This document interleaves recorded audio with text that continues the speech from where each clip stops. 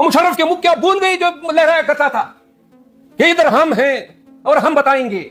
वही मुशर्रफ था लागिर, कमजोर, रियासत कानून और आइन से भागा हुआ, मरते दम तक उसको इस धरती पे सांस लेना नसीब नहीं हुआ। वो ज़िया-उल-हक जिसकी वो जंगली भेड़ की तरह वो दान थे, भूल गए कि जब मरा आज भी हमें इल्म नहीं है कि फैसल मस्जिद में इसके कब्र में जो हड्डियां पड़ी हैं वो इंसान की हैं कि किसी जानवर की है। किसी को यह इल्म नहीं है कि साबिका आमिर यानी कि याया खान और पेशरो अयूब खान, किसी को इल्म नहीं है कि इनकी कब्रें कहां पे हैं आज। और ये तारीख के कोड़े हैं जो लगे हैं उन तमाम लोगों पे जिन्होंने अपने वक्त में अपने आप को फिरौन साबित करने की कोशिश की। ये वो थे जो इंडिस्पेंसेबल थे, जो अपने आप को नागजीर समझते थे। तो लिहाजा जिस जिस शख्स ने इस पाक धरती के लोगों के साथ, इनके वसाइल के साथ, इनके कवानीन के साथ जबर जुल्म या खिलवाड़ की कोशिश की, तारीख ने ऐसे अबरतना कोड़े इन पे बरसाए हैं कि आज उनके वजूद की रीऊं जो है, बाकियात, वो भी किसी को देखने को नहीं मिल रही है। न किसी को शक्ल दिखा सकते हैं। और यह बात जर्नलों तक महदूद नहीं है, जजों की मिसाल लें। यही इफ्तिखार चौधरी, मुझे याद है 2013 में जो सदर तैयब जब रिटायर हो रहा था तो किसी ने कहा इस्लामाबाद बार उनके लिए खाना करेगी, तो मैंने कैबिनेट को कहा आएगा तो मैं इसको गंदे अंडे मारूंगा, और नहीं आया। इफ्तिखार चौधरी यानी कि कितना बड़ा फिरौन बन गया था। फिर साकिब निसार को हमने देखा, बंदियाल को देखा, खोसा को देखा, यानी कितने छोटे साबित हुए इतने बड़े मनासिब पे बराजमान लोग। और फिर कादी फाइज ईसा की शक्ल में हमने सबसे बड़ा अदालती खबीस देखा। यह मुंसिफ, इसको कहना, इसके अमाल जो है जो इसने पाकिस्तानियों के साथ किया, पीटीआई को निशाना बनाते बनाते वो पाकिस्तान का बेड़ा गर्क कर गए। आज ये 26वीं आईनी तरमीम राव उसने अमवार की मिली भगत करके। अब नून के लोग चीख रहे हैं कि जी हम इंग्लिस्तान में जिन लोगों ने, घर से गालिम गलोच नहीं होनी चाहिए, लेकिन ये सिविलाइज मुआशरे में सिविलाइज तरीके से किसी के खिलाफ प्रोटेस्ट करना हर एक का बुनियादी हक है। आप धमकियां दे रहे हैं हम पासपोर्ट ब्लॉक करेंगे, हम है ना, आप ब्लॉक करें हम खुलवाएंगे, जिस चीज का ब्लॉक करेंगे हम खुलवाएंगे। और सबको यह याद रखा जाना चाहिए जो आज मनासिब पे बराजमान है, जिस तरह वो बाजवा की फ्रांस में शायद वीडियो आई थी जब उसको पढ़ रही थी गालियां, और ये फाइज ईसा को ये दर्स लें पाकिस्तान के कवानीन के साथ, पाकिस्तान में कानून की हुक्मरानी के साथ जो जो खेलेगा अवाम ने माफ नहीं करना है। मुझे खुद इन्हीं लोगों ने कमजोर किया, इन्हीं लोगों ने बदनाम करने की कोशिश की, इन्हीं लोगों ने मुझ पर इल्जामात लगाए।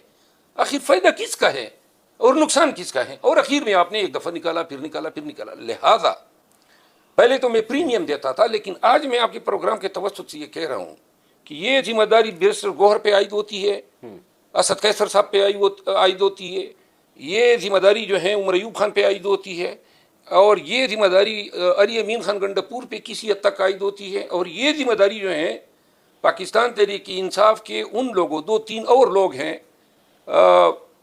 मिसाल के तौर पे सेक्रेटरी जनरल जो थे उमर अयूब खान और शिबली फराज पे आयद होती है।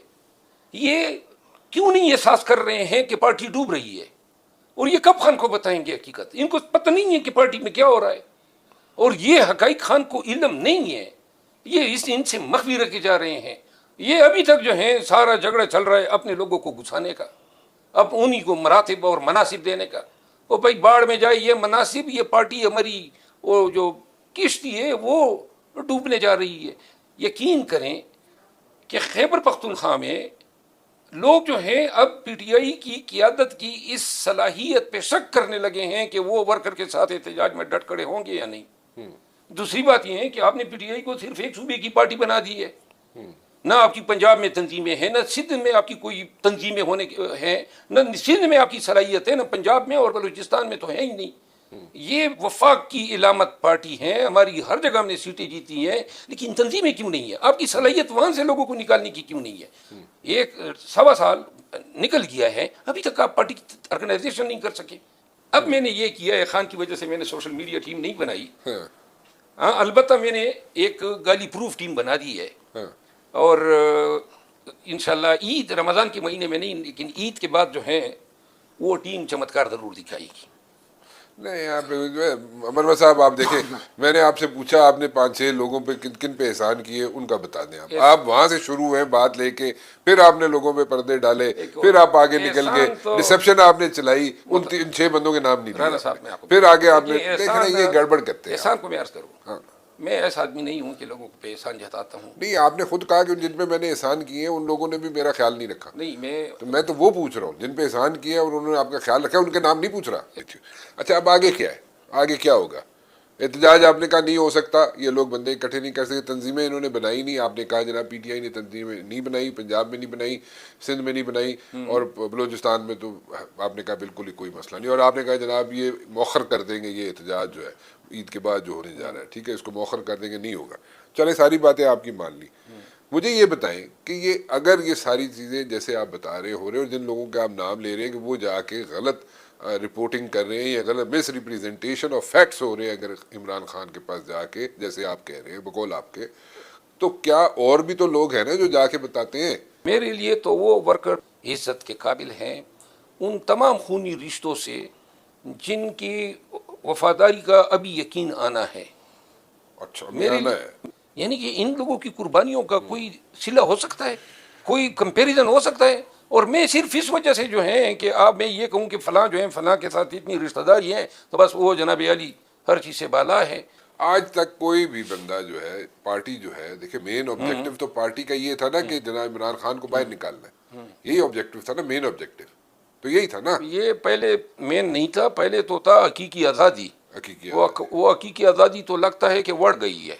अच्छा, क्योंकि वो जो निकालना था ये तो हमारा तीसरे चौथे नंबर का मुतालबा था। अच्छा, हमारे तो असल मुतालबे थे हकीकी आज़ादी, मैंडेट की रिकवरी, कानून की बालादस्ती और सियासी कैदियों की आज़ादी।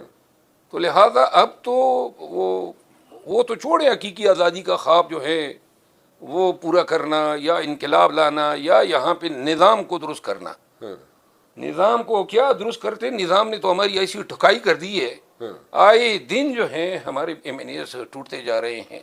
टूट रहे हैं, आप देख नहीं रहे हैं? 26वीं आईनी तरमीम पे हमारे 11 लोग जो हैं वो हमारे साथ हाथ कर गए। उसके बाद भी कुछ हुआ है? इसके बाद ये फॉरवर्ड ब्लॉक की तैयारियां कर रहे हैं।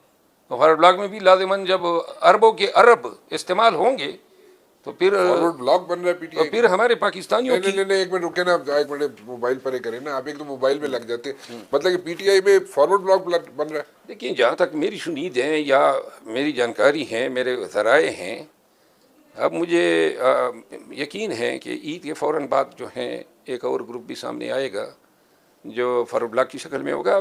पीपल पार्टी जो है उनको 16 MNAs दरकार हैं। अगर पीपल पार्टी की जो हेजमनी है या जो उनका प्रेशर ग्रुप है इससे छुटकारा हासिल करने के लिए, तो 16 में से पीपल पार्टी की कि नून लीग की हेजमनी है? नहीं, पीपल पार्टी ने शराकतदार है ना निज़ाम में। आए दिन कहते हैं पीपल्स पार्टी के पास है, आप ये कह रहे हैं कि 16 बंदे उन्हें और चाहिए और वो पीटीआई से जाएंगे। 16 मेंबर अगर उनके पास आ जाते हैं तो उनको पीपल पार्टी की जरूरत नहीं है नून को बजट पास करने के लिए। अच्छा, ओके। वो अगर कहते हैं कि हम बजट पास नहीं करने देंगे, पीपल पार्टी अगर कहती है, पीपल पार्टी कह रही है, हाँ ठीक है, तो हुकूमत तो चलती बनेगी। ठीक है। अब अगर हुकूमत अफोर्ड ही नहीं हो सकती है कि हुकूमत को जाने दिया जाए, ठीक है, तो लिहाजा 16 मेंबर तो पूरे करेंगे। तो 16 मेंबर आप कह रहे हैं फॉरवर्ड ब्लॉक बन रहा है 16 मेंबर्स का? हाँ, तो और कहाँ से आएंगे हमारे पास?